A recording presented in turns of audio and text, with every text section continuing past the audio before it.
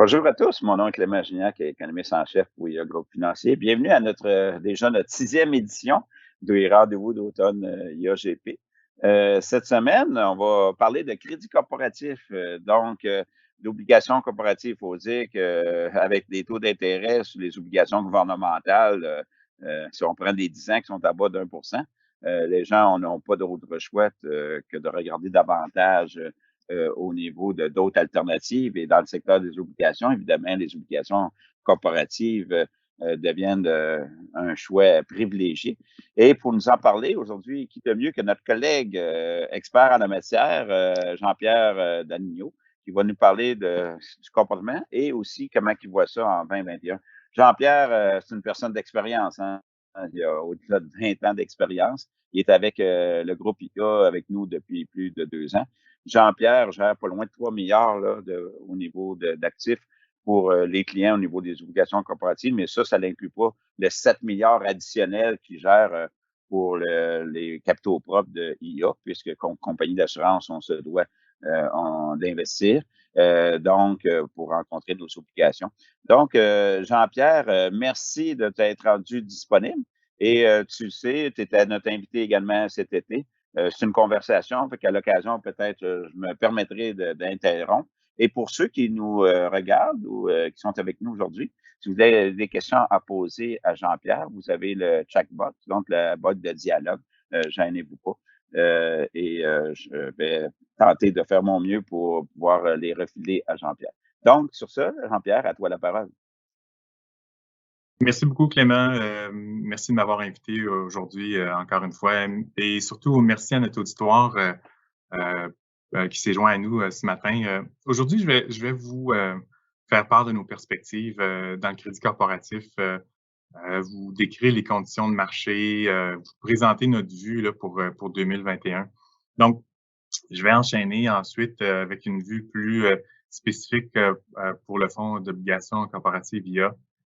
Les stratégies qu'on va poursuivre là, en vue des prochains trimestres là, au début de 2021. Donc, sur la première diapo, là, je vais débuter la rencontre en vous donnant une mise à jour des rendements là, qu'on a vu cette année là, au 30 octobre, en comparant différentes classes d'actifs. À première vue, on s'aperçoit que le revenu fixe de haute qualité connaît une bonne année, là, somme toute. L'univers du revenu fixe canadien a un rendement de 7,18 le corporatif canadien a un rendement de 6,17 Donc, des meilleures performances que l'indice obligataire à haut rendement et même meilleures que les indices d'équité là, comme le TSX et le S&P 500. Le fonds d'obligation corporative IA surperforme son indice de référence de près de 10 points de base pendant une année qui a été assez volatile, là, il faut le dire. Donc, nous savons à la prochaine diapo qu'on est dans un environnement de taux qui sont bas, faut le dire. Puis c'est le cas aussi pour les obligations, les taux des obligations corporatives là, qui ont connu une baisse généralisée à long terme, comme le démontre le graphique là, avec les taux corporatifs US et canadiens. Donc, le revenu gagné ou le carry est devenu plus modeste à travers le temps. Les investisseurs ont donc des choix à faire ici, reviser leurs attentes à la baisse, puis d'attendre que les taux augmentent, ou évidemment augmenter le risque de portefeuille, ce qui veut dire en fait plus de travail pour le suivi, pour éviter évidemment les défauts potentiels. On sait qu'un défaut, là, c'est assez catastrophique là, pour un portefeuille obligataire. Là, ça prend des années de revenus là, pour s'en remettre. Donc, c'est assez incroyable, hein, j'aurais jamais pensé dans ma carrière d'économiste de voir des taux sur des obligations corporatives à 2. Évidemment, il y a une portion, c'est des taux des obligations gouvernementales qui ont baissé beaucoup avec toutes les interventions de Banque centrale, mais je serais curieux, tu nous parles un peu des spreads, des écarts. Eux autres, ils doivent avoir rentré beaucoup pour pouvoir expliquer ce genre de niveau de taux-là. Hein? Oui, c'est un bon point. Donc, si on le regarde purement au niveau des écarts de crédit, là, c'est-à-dire le rendement supplémentaire là, au-dessus des obligations gouvernementales. L'année 2020 a été marquée par beaucoup de volatilité, là, comme vous savez, là, à cause des conséquences du virus. Là, le graphique démontre les écarts de crédit high yield et de haute qualité US. Puis on peut voir qui ont fortement augmenté en 2020. Là. Fait que cette période-là, en fait, est comparable là, en termes d'importance. Il faut retourner justement à la crise financière là, pour avoir des écarts qui sont élargis passablement. Faut se rappeler que l'événement marquant qui a permis le revirement a été évidemment l'annonce des achats de corporatifs par les banques centrales là, au mois de mars et avril pour la Banque du Canada. Évidemment, ça a instauré une confiance auprès des investisseurs. Il faut reconnaître que la meilleure opportunité d'achat depuis longtemps, bien, ça a été à ce moment-là. Puis les gains ont été substantiels depuis ce temps-là. Nous, on croit là, vraiment que les conditions sont en place pour que les obligations corporatives continuent de bien performer là, en 2021. Donc, les facteurs qui sont à la base de notre vue pour l'an prochain sur la diapositive suivante, évidemment, le graphique de gauche montre la diminution marquée de l'offre d'obligations en 2021. L'année 2020 a été une année record, là, on le sait, en termes de volume de refinancement. Là, 2021, ça va être une année assez plus modeste en termes d'offres. Donc, si on considère aussi que les entreprises ont commencé à racheter leurs dettes. Donc, l'offre diminue. Puis, à droite, le graphique montre les rentrées, les entrées de fonds dans les fonds de crédit, soit ETF ou les fonds en tant que tels. En moyenne, là, par semaine, là, ça s'est situé entre 5 à 10 milliards d'entrées par semaine. Ça a été assez constant. Donc, avec une offre qui est plus basse, puis des entrées de fonds qui devraient continuer d'être soutenues en 2021, ben, on pense que les conditions sont là pour que les écarts de crédit continuent de rentrer là, en 2021. Donc, le crédit va continuer d'être favorisé dans le revenu fixe. Donc, on parlait, un des facteurs importants, ça a été le pouvoir d'achat des banques centrales, dont la Réserve fédérale américaine et la Banque du Canada, évidemment. Nous, on pense qu'ils vont continuer de soutenir le marché, là, puis les programmes vont être étendus. Le graphique, en fait, démontre le volume d'achat effectué par la Fed depuis le début du programme là, au mois de mai. On peut voir qu'elle a été largement inactive là, depuis le début de l'été. Ce que ça veut dire, c'est que les investisseurs ont pas un besoin là, de liquidité ici. Les investisseurs préfèrent garder les corporatifs dans leur portefeuille au lieu de les vendre aux banques centrales. Donc, c'est vraiment positif en soi. La Banque du Canada aussi a été largement inactive là, pendant cette période-là. Donc, le seul fait d'avoir ces programmes en place, ça a été assez pour instaurer une confiance dans les marchés. Oui, c'est ça, parce que pour moi, c'est un paradoxe, si je peux t'interrompre, parce que, tu sais, je regardais ça hier soir, puis je restais surpris, parce que, tu sais, tu disais à juste titre, les banques centrales continuent à être là pour soutenir le marché. En réalité, on dirait qu'ils ont besoin de soutenir quoi que ce soit, parce que depuis cet été, ils sont inactifs. Fait que là, tu es en train de nous expliquer que juste le fait que le marché sait que les banques centrales sont là comme backstop, excuse-moi l'expression anglaise, là, que si ça va mal, ben que de ce fait, ils n'ont pas besoin d'être bien actifs parce que c'est comme on a comme une garantie morale que les banques centrales vont être là pour acheter s'il arrive n'importe quoi. Donc, les gens sont confiants. Puis malgré qu'on voit des faillites augmenter aux États-Unis, puis même un peu au Canada, des taux de défaut, je devrais dire, à tout le moins, là, qui sont quand même élevés. Les écarts de crédit rentrent, puis les banques centrales n'ont pas besoin d'être là. parce que les gens savent que s'il y a quoi que ce soit, ben ils vont intervenir. Est-ce que mon explication est juste ou pas? Tout à fait. C'est tout à fait vrai, là. Le seul fait d'avoir les programmes en place, puis qui seraient prêts à intervenir à tout signe de faiblesse, là, c'est un support considérable au marché. OK, merci.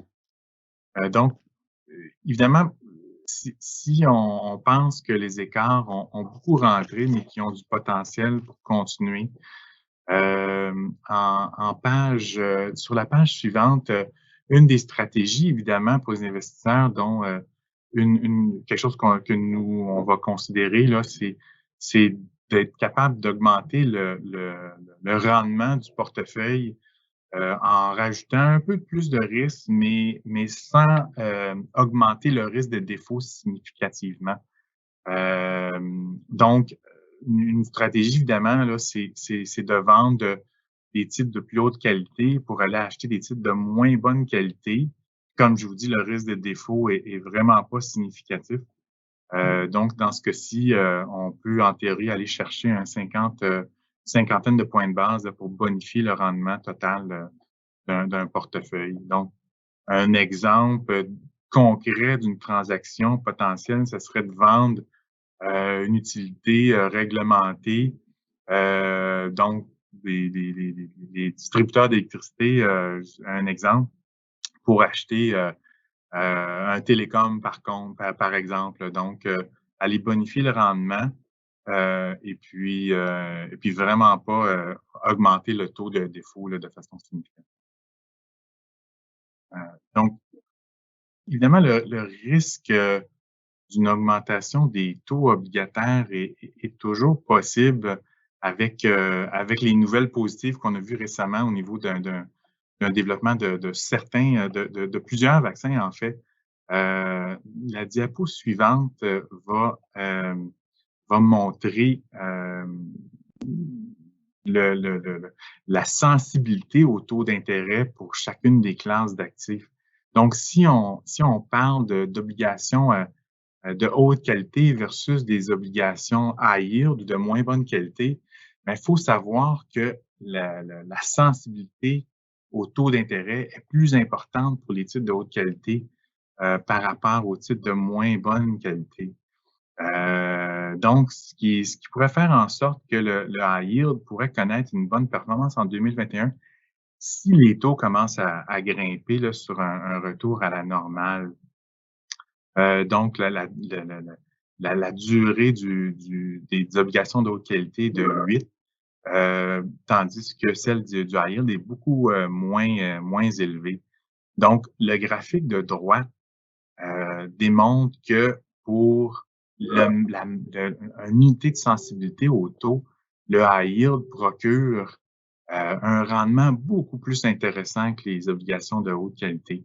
Donc, en d'autres termes, pour chaque unité de risque de taux, on est mieux payé pour investir dans le high yield là, sur un risque d'augmentation de taux obligataire.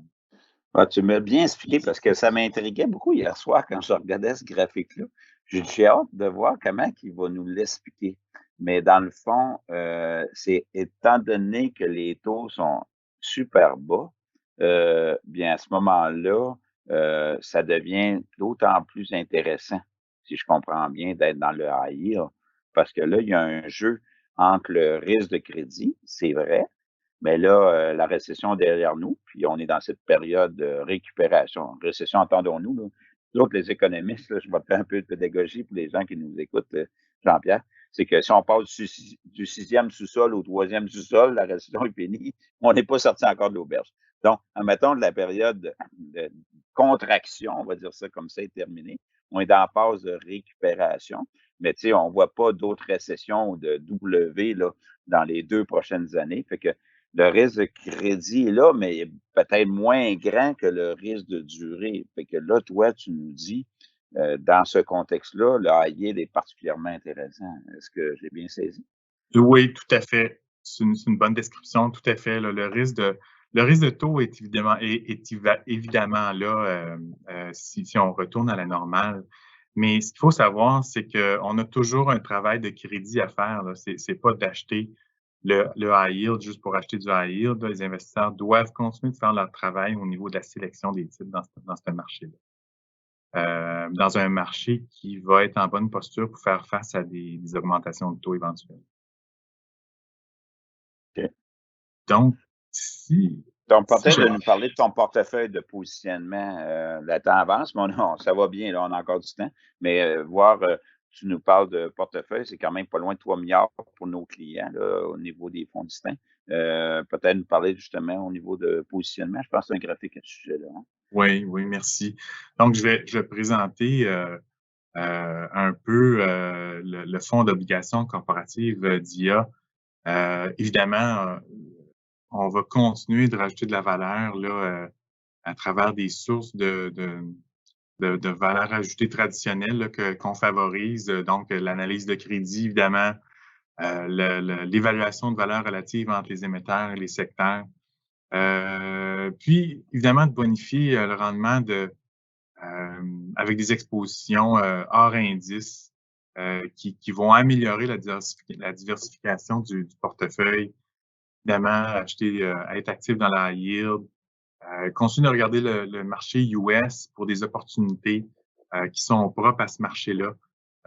Des aberrations, prendre avantage des aberrations aussi là, dans le marché. Là, on sait que les évaluations, des fois, là, il y a des gains à aller chercher.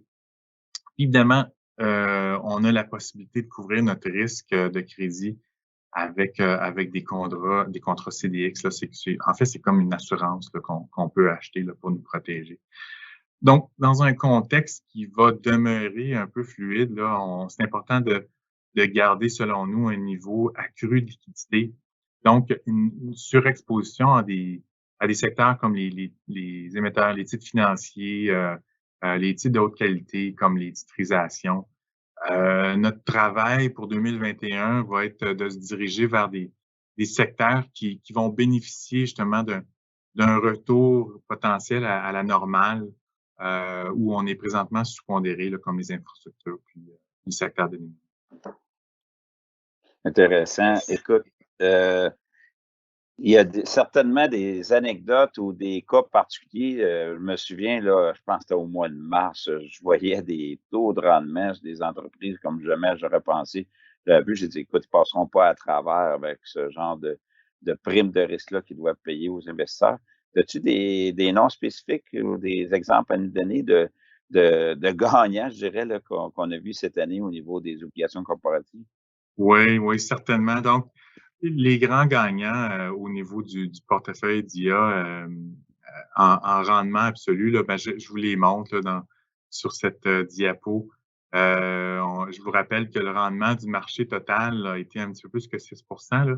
Donc, les rendements que je vous montre, là, Suncor 10 ans, GM 4 ans et TELUS 10 ans, là, c'est vraiment des rendements qu'on voit qui avoisinent des rendements au niveau des actions. Donc, ça a été une année durant laquelle il y a eu des bonnes opportunités, évidemment, mais il a fallu réagir assez rapidement là, avec la montée des écarts, puis le fait que ça a tourné très, très vite là, vers le bas. Donc, des assez beaux rendements pour des émetteurs qui sont venus au marché à des niveaux qui étaient très, très larges en termes d'écart de crédit.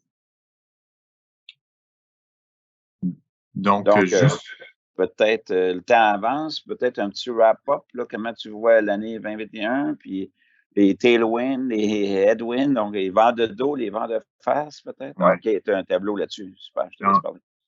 tout à fait. Donc, en terminant, pour résumer notre vue pour 2021, nous, on pense que la volatilité va toujours être là dans le background, mais les écarts de crédit vont tendre vers des niveaux qu'on a vus là, avant la pandémie.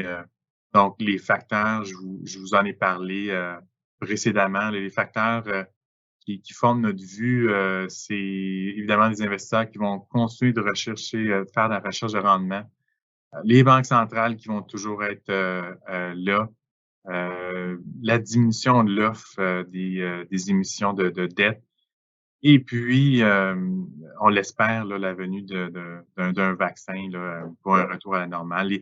Les risques, en fait, sont sont énumérés. Là, nous, on voit évidemment si le virus progresse, ça pourrait mettre de la pression au niveau de la reprise. La transition politique aux US, d'après moi, ça devrait se résorber, là, mais c'est toujours en suspens, là, puis quelque chose qui pourrait être négatif au niveau du marché. J'en ai parlé, les taux d'intérêt, ça pourrait être quelque chose qui je dirais, une augmentation désordonnée des taux d'intérêt pourrait être négatif pour les écarts de crédit. Puis, on n'en a pas parlé, mais si on continue de stagner au niveau de l'économie, ben, les agences de crédit pourraient être plus actives. Ils ont été largement inactives là, pendant un bon bout de temps cette année, là, durant l'été. OK. Écoute, on a des questions.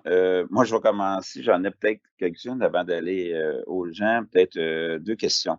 Est-ce que tu as une exposition, c'est-tu toutes des obligations de compagnies canadiennes ou est-ce que tu as des titres étrangers, US? Et deuxièmement, est-ce que tu as une politique d'edging là, concernant, mettons, tes expositions au titre corporatif US? Et s'il y en a qui ont des questions posées, je répète d'utiliser le chat. J'arrive. Vas-y. Oui. Une des stratégies qu'on a, évidemment, c'est de bénéficier de positions qui sont hors indice. Donc, ça veut dire aussi, effectivement, d'aller regarder pour des opportunités dans le marché US. Donc, on a cette possibilité-là. On doit bien couvrir le marché. Là, c'est un marché qui est beaucoup plus vaste, donc qui représente pour nous des opportunités là, d'ajouter à notre rendement, puis aussi d'améliorer notre diversification. C'est assez important. Donc, présentement, on a un positionnement d'à peu près 5 en titres étrangers, mais il faut dire aussi qu'il y a des émetteurs canadiens qui vont émettre dans le marché US. Donc, ça donne des opportunités justement pour nous de faire de l'arbitrage, à savoir si il y a plus de valeur de part et d'autre de la frontière. C'est quelque chose qu'on fait constamment. OK, Euh, c'est au niveau du hedging de devises, ben nous, habituellement, on couvre le risque de devise à 100 là, on prend très peu de risque de devise. OK, merci. J'ai une question de M. Dallaire. Lorsque les taux vont partir à la hausse, au niveau est-ce que les obligations corporatives vont-elles avoir une correction plus grande? Les obligations corporatives auraient-elles une correction plus grande euh, que finalement l'indice? Je pense savoir la réponse, mais j'aimerais que tu prennes le temps de l'expliquer parce que sans doute, il va y avoir un jeu de durée. Puis probablement ici, il faudrait que tu sépares selon que c'est des obligations corporatives à haut rendement, du high yield, versus de grande qualité. Donc, peut-être prendre le soin de l'expliquer, puis ça doit être aussi un jeu de durée, je suppose.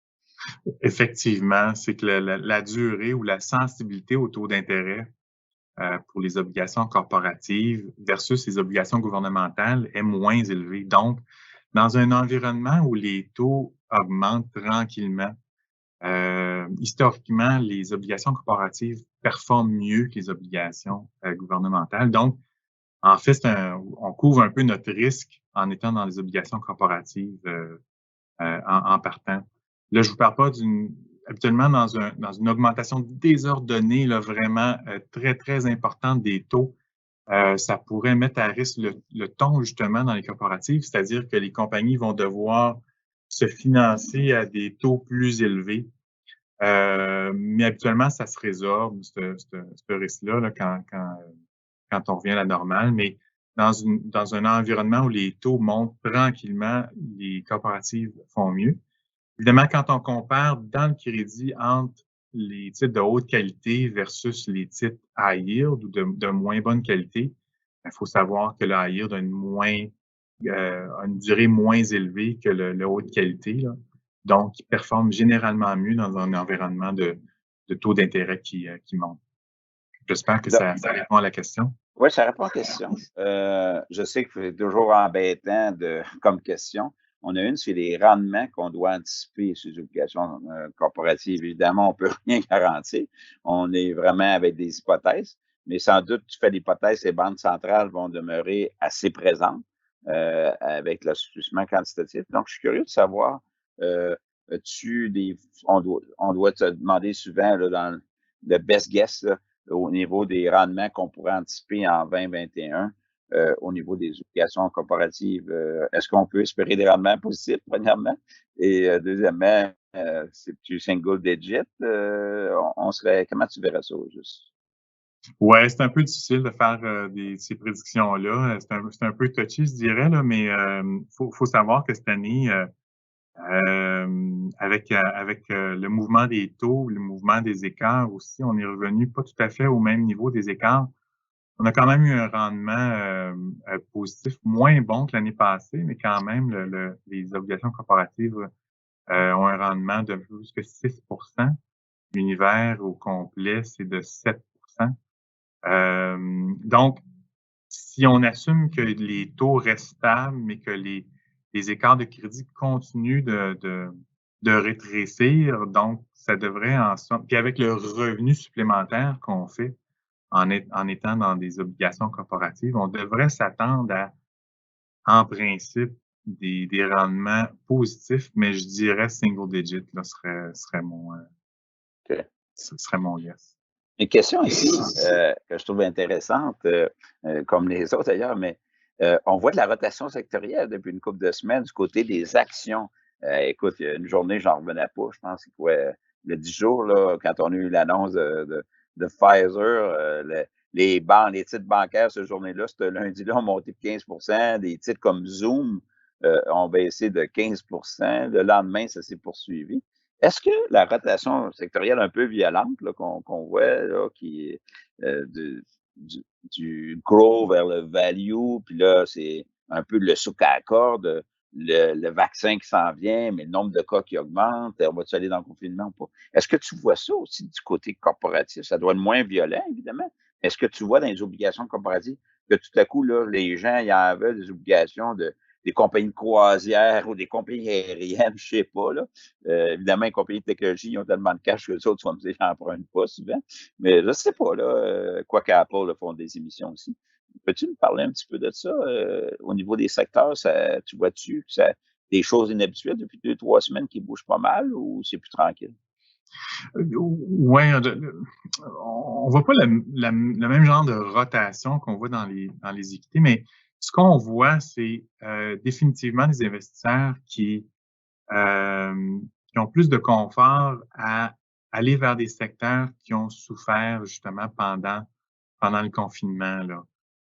On le voit, là, il y a une volonté de la base d'investisseurs d'aller vers des secteurs ou des titres qui sont plus risqués, qui sont à des rendements qui sont plus intéressants. Je vous parle entre autres, je donne des exemples, là, les titres d'aéroports, l'immobilier aussi a bien fait, le secteur d'énergie a bien fait, les autos ont bien fait. Donc, tous des secteurs qui ont souffert pendant les premières instances de la pandémie, là, qui représentaient une bonne valeur récemment, puis on a vu un confort plus évident là, des investisseurs vers ce secteur-là. OK. Peut-être une dernière question pour finir, parce que déjà, on n'est pas loin de 30 minutes d'écouler, puis on essaie de se limiter à 30, 35 minutes. Euh, dans un portefeuille diversifié obligataire, je dirais, là, quel poids que tu mets ou que vous metteriez? Je sais que toi, ton mandat, c'est au niveau des obligations corporatives, mais peut-être de nous dire le poids des obligations corporatives dans l'indice, c'est combien? Puis, quoi, vous êtes en surpondération peut-être? Présentement, on est en surpondération.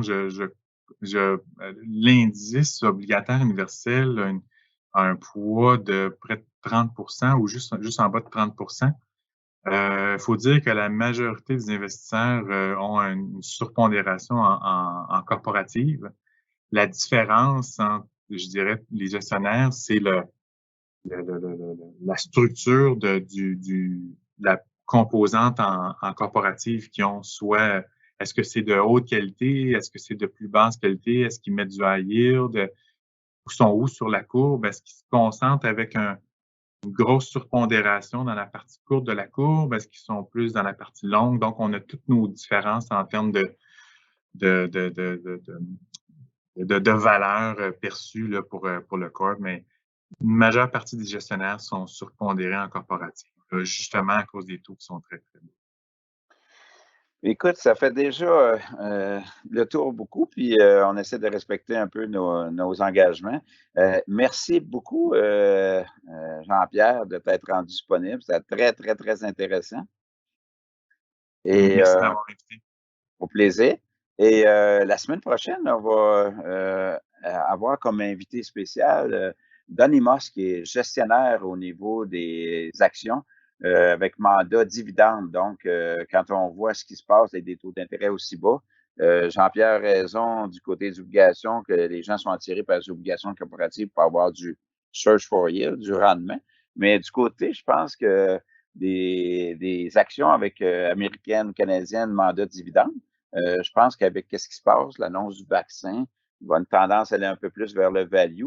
Il y a des titres dont les rendements dépassent 6 pour 4 ou 6 de dividendes qui sont très, très attrayants. Donc, je pense qu'on va avoir beaucoup d'intérêt.